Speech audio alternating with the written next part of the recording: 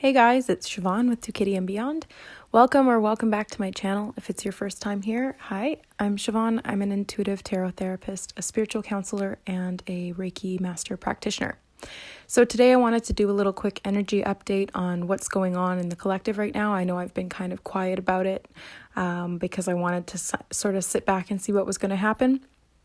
But I've been getting a lot of intuitive guidance that I'd like to share with you guys, specifically around evolution, catalyst, and polarization. So what this means, or what these things mean, is that at this time right now, we're going through a phase in our ascension in the evolution process of the physical body as well as the soul, where there's a vast amount of opportunity for polarization. So this is actually a good thing. Polarization allows us the choice to polarize ourselves as well. So whenever there's something that's happening that's very fear-inducing or very faith-inducing, we get to choose how we experience that event. And so this polarization that's happening around the world right now, a lot of people are choosing fear. That's their free will. They're allowed to do that. There's nothing wrong with that. That's an experience that their soul has chosen. As catalyst, sometimes fear can evoke spiritual evolution through faith eventually. So it gets to the point where you are in such a dark night of the soul that you choose faith or you start seeking answers. So those that are falling into fear, it's not all a bad thing. But for those of us who choose faith and who choose to see this with the eyes of spirit, we're able to hold space for those who are going through the process of their moment of darkness, right? So we, as starseeds, as awakened beings, whatever you resonate, whatever you want to call yourself, it really doesn't change what we are or who we are. It just helps us think about it in 3D linear terms. But what we came here to do was to provide light, to anchor light, to ground the source consciousness and the frequency that we hold into the earth and into the earth collective, which is humanity, predominantly humanity, but it does stem to all other beings that are in this realm as well. So what is a virus? What is disease? Well, at a physical level, they're two-dimensional beings or two-dimensional consciousness beings. They are other selves. They are another version of us. They're part of the human collective in that sense because they interact with us. They're part of us. They're part of the God collective as well. So these beings come and they provide catalyst for growth, for spiritual growth, whether that is to leave the body, if that's what's necessary at the time. If that's what the soul has chosen, then the disease will come in and assist with that, or the virus will come in and assist with that. If it's not needed at that time, then the individual won't be affected greatly. And, they might not get sick at all, or they might get a little bit sick and then get over it right away, because the body and the mind and the soul don't need that kind of catalyst for growth at that time. So the fact that, first and foremost, that these are beings, we need to think about it that way as well. So we can communicate with this, with the virus, because it's part of us. It's part of our consciousness. It's part of the collective. It's part of source.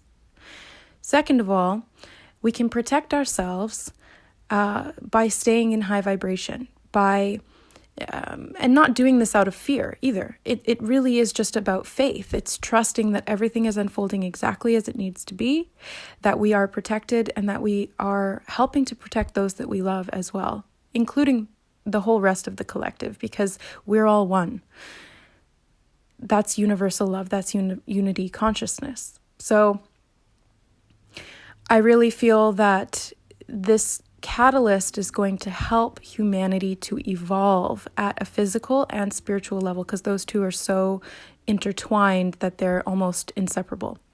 DNA is an expression of consciousness. It is a blueprint of our soul expressed in the physical body. So when we think about our bodies this way, and not as, a meat suit or a prison or a limiting factor, when we think about our bodies as highly technological, spiritual biological computers, highly, highly advanced, and they are an expression of our soul blueprint.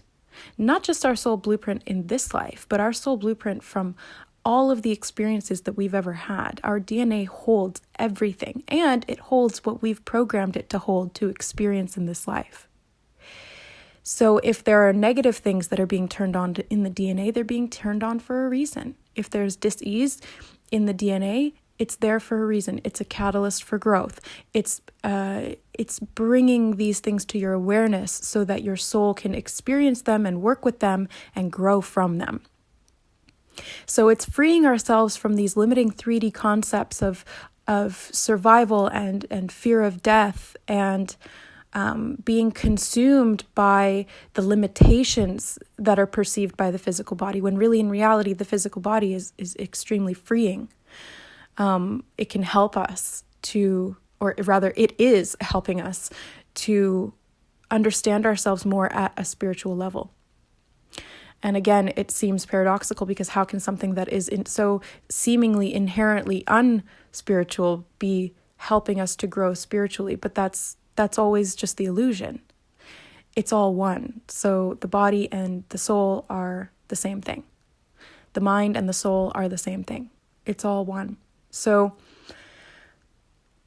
when it comes to this virus, it really just boils down to us understanding it from this deeper and more expanded awareness so that we can find the peace within ourselves to first and foremost know our power and stand in it and not allow ourselves to be controlled by collective fear or mob mentality, and to see the higher passage of time, to see the potential positives in the way that this is going to unfold. So I'm seeing the positives here, and I, of course, am praying for all the souls who are departing, which in context are not actually that many in compared to some of the previous viruses that we've gone through, H1N1,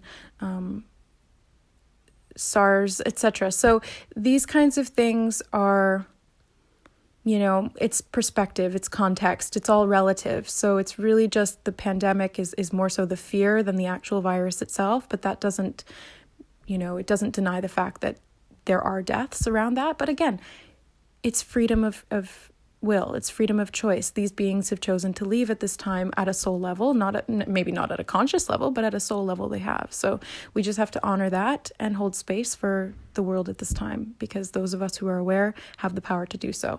So I implore you, I encourage you to stand in your power, to see it from this perspective, to hold the love, the faith, the light, the strength within for not only yourselves, your loved ones, but also for the earth as a whole, for the human collective at this time. So that's all I had to say on this at this time. I thank you so much for listening, for being here, and for supporting each other as we move through this very important evolutionary phase in our spiritual collective awakening. I love you guys. Thank you so much. And if you'd like to book a Reiki session with me, if you're in need of some spiritual healing, physical healing, mental, emotional healing, Reiki really works on all levels.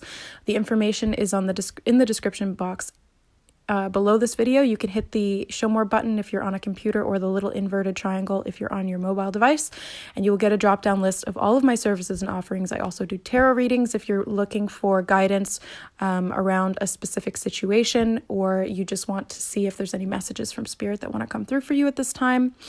Then let me know. You can email me at services.2kittyandbeyond@gmail.com. I love you. I love you. I love you. Together we are strong. Bye, guys.